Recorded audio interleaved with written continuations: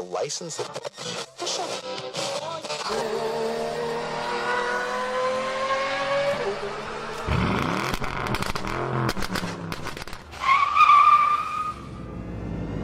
Meep meep.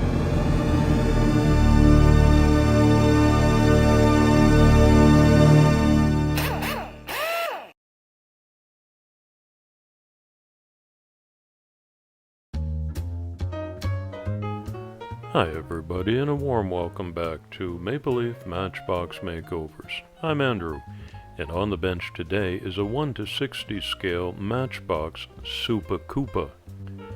It's number MB37, and it's kind of a fun little concept car that was a perennial favorite. It debuted in the 1 to 75 series and was produced from 1973 to 1976. Well, mine's all beat up, and it's already been customized with a black felt marker, some kid paint on that. Probably has a story or two to tell. Front axle is badly twisted, as you saw by that hard left turn, and the yellow windshield is cracked and basically irreparable. I'm going to break this one down and strip the paint and make a DIY windshield, do a wheel swap, and I'll give it a new paint job inside and out. It's a different kind of casting than what I normally do, but variety is the spice of life, right?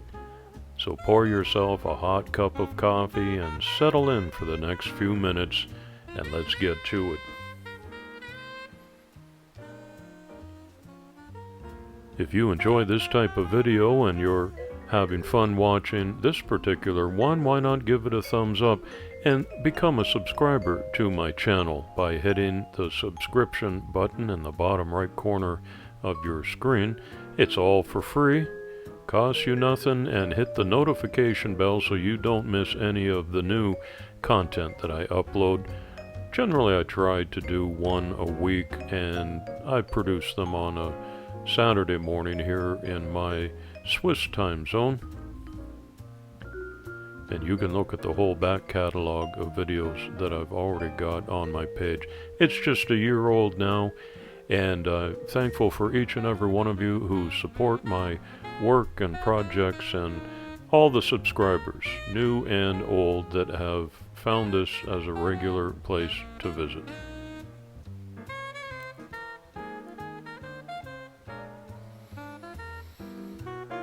The paint stripper that I use is really not all that strong or toxic, but you can already see the black marker sliding off of this.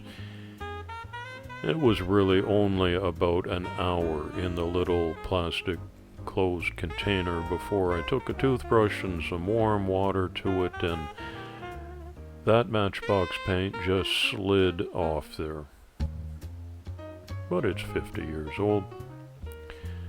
I always look these up on eBay to see what they might be going for, and 45 British pounds seems a little bit optimistic in my opinion, but that would be mint condition and a mint box as well, and obviously mine is far from that. It came in a big auction lot, as I recall, with 30 other cars that probably paid about 40 cents for this one.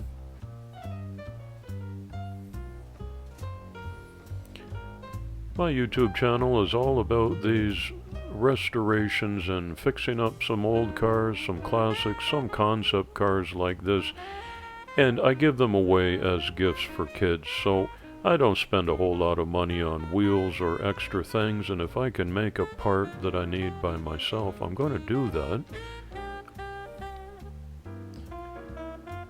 I didn't put the metal base into the paint stripper because it's got a plastic suspension on the other side that you see on camera here, and I didn't want that to melt. But the Dremel tool and a couple of different attachments make quick work of that felt pen, and this one is coming out looking very nice and shiny. There, the lettering is vibrant again. You can now see that it's a super fast model. That's all I need to do to the base.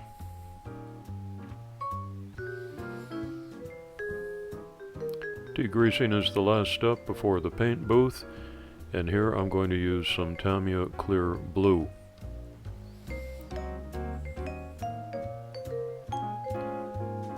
recipe for this is quite simple. Couple drops of flow improver, and that helps it from not drying on the nozzle, the fine needle tip of the airbrush. A couple of drops of thinner, and into the pot it goes. I give it a little test spray on these spoons in case it spits or sputters once or twice. I get that out of the way, and I'm going right onto the bare metal today, as always, initially with just a mist coat here, because this paint will run if you get too excited and put it on too thick. You're seeing a couple of different eBay options in the color palette that Matchbox put out. And while the paint is drying, and by the way, wouldn't that be a good name for this hobby, while stuff dries, I'm doing the unthinkable, and this donor car is a Hot Wheels. And I'm going to put these onto a Matchbox. But look, nice fat tires on the back, small ones on the front, off it goes.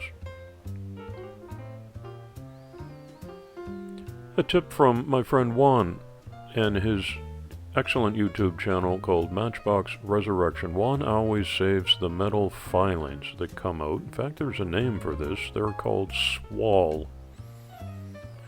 And I'm making a personal note to myself to contact Juan and ask him, why am I saving these metal filings? I think it's going to come in handy when I do some joints, and that'll strengthen a super glue joint one day. And another tip is to put your plastic bits in some brake fluid, and even though I'm not even going to attempt to save this windshield because it's so badly cracked and scratched, I just want to show you how easily 10 seconds in the brake fluid takes off that marker or any paint. And there's a little bit left right on the bottom, but I only spent a couple seconds on that, and that's really not too aggressive or abrasive, so it's a good tip at this stage. Also took the marker off of the rear engine, and I cleaned up the new wheels as well. And because everything on my hobby desk on this project is 50 years old, I'm giving it a little touch just with some Vallejo chrome paint. That's nicely cleaned up. Same treatment on the front grille.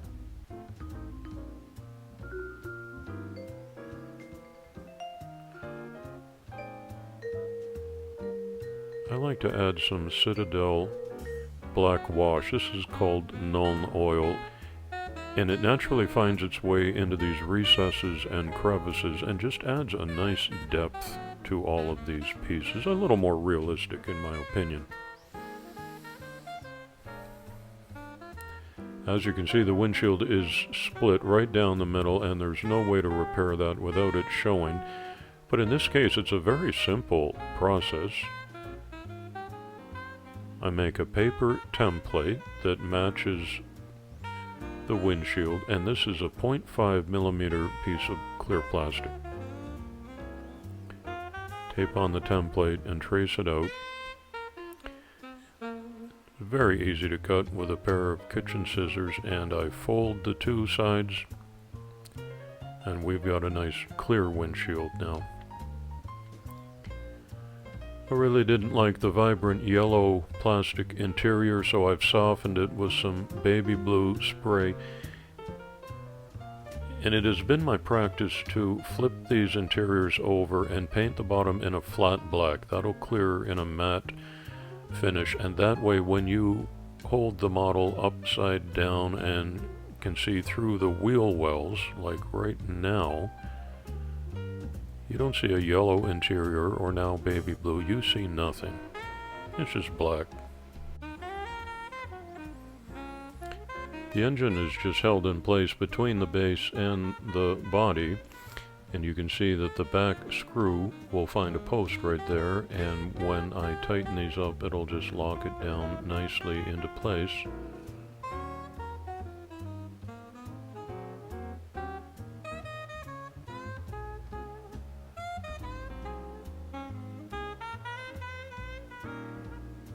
this is just a dry fit of my newly cut windshield.